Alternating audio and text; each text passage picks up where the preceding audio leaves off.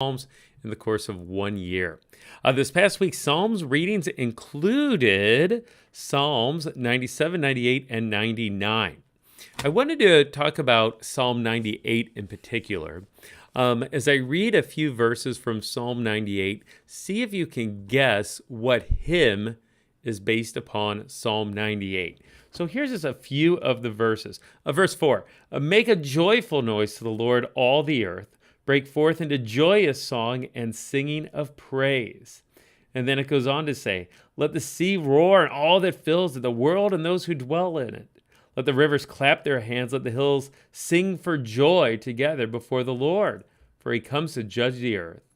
He will judge the world with righteousness and the peoples with equity.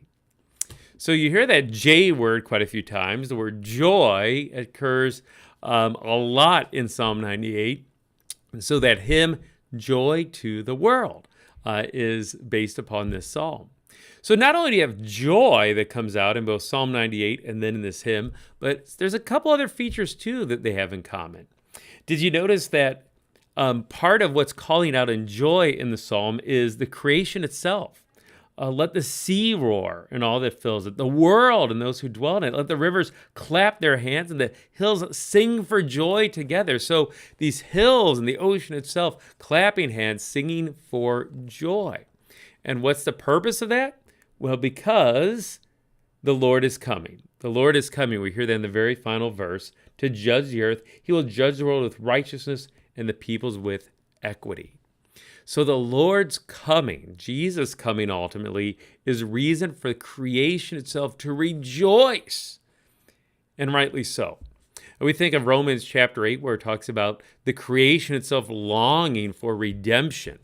The creation itself is fallen, just like humans are, due to sin. Ever since that first sin of Adam and Eve, things are imperfect in our world around us.